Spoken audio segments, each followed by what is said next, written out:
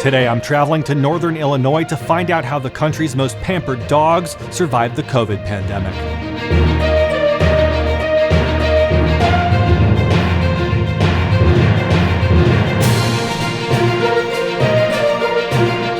How do you pamper all of your dogs? Their meals are very extravagant. So they get hard-boiled eggs, they get a food topper, they get fish oil, they're so spoiled when it comes to their meals. Everybody gets an individual walk every day. I don't walk a crowd of dogs at the same time because I want them all to have good manners while they're walking and not be competing with each other to see who's going to be lead dog. They spent a lot more time at home, a lot more time outside.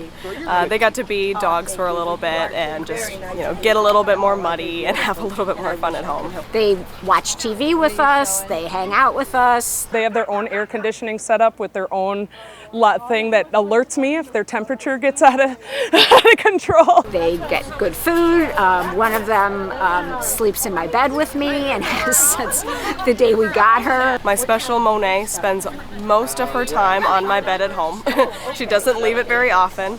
All of my dogs are on different supplements and things like that to keep them in good condition and on really high expensive foods and whatnot. But a lot of my dogs spend their time in my house just to be house dogs and whatnot.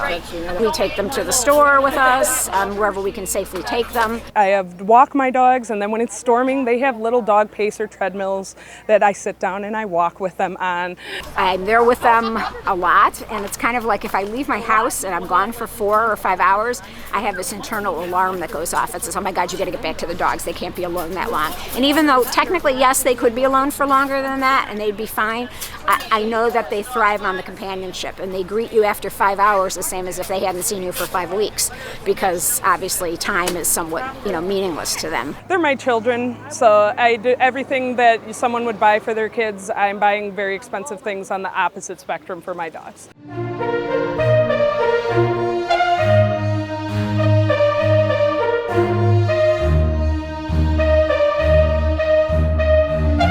COVID was announced, I had 2 girls pregnant, and the first thing I was thinking of is that I spent 10 years learning how to socialize puppies in a normal environment and learning how to train puppies and things like that. And the day that the COVID started, where the shutdown happened, my litter was born. So that means no Home Depot, no Petco, no training where you can go out. There's nothing like that you can do. So I had to get real creative really fast. And no one had ideas of what to do because no one's experienced this before. I closed down the entire dog show and they basically said you had 6 hours to get all of your stuff out. And we all had to evacuate the building. The dogs actually dealt with it better than most humans, actually.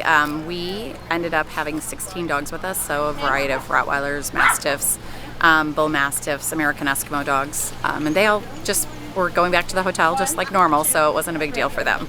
And what was it like, corralling all them in such a short amount of time? It was okay. We have a good team. We call it the Hot Mess Express, but we get it done. It's never pretty, but we always get it done.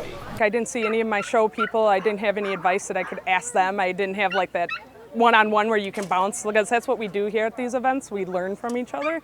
So it was kind of like you were all left in the dark from each other for almost a year. I was just mainly maintaining all of my dogs at home. We weren't going to any shows or anything like that, so it was just keeping them in condition and trying to keep them at a normal routine and normal schedule while we were taking so much time off. My dog's life's changed because we've had these puppies coming into our house that have never been to a show before, and they need to go to shows to get social interaction and know what they're doing, but then they can't because there's no shows because of COVID for a year. I did puppy swaps where other people who were breeding, we would trade our puppies when they were at the correct age, vaccinated, so that they could experience a different household because we couldn't visit each other. I usually had a big play area set up where everyone would sit and play with the puppies, but instead I was doing more meet and greets like in a park and rides.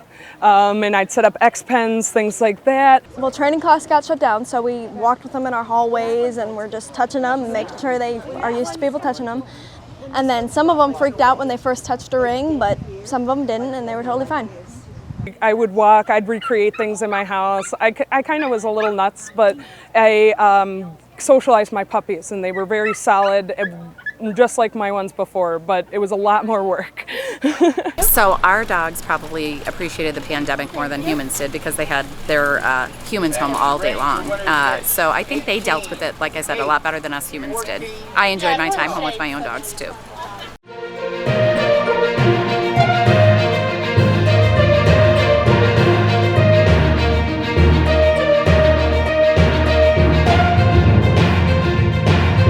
This is Artie. He's one of my dogs that I bred. He was born in my bedroom.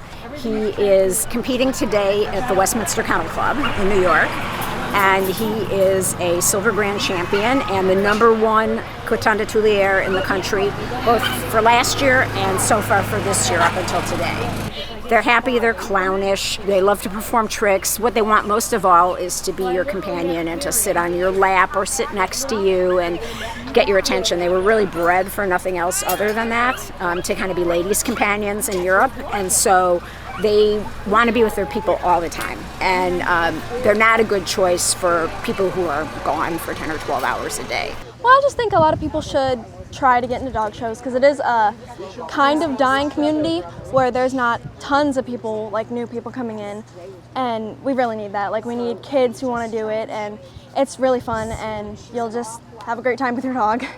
We wouldn't be here every day in these heat and doing all this stuff if we didn't love what we did. And we groom, we spend days, like I got up at 3 this morning to groom my dogs to get ready for the show and to travel here.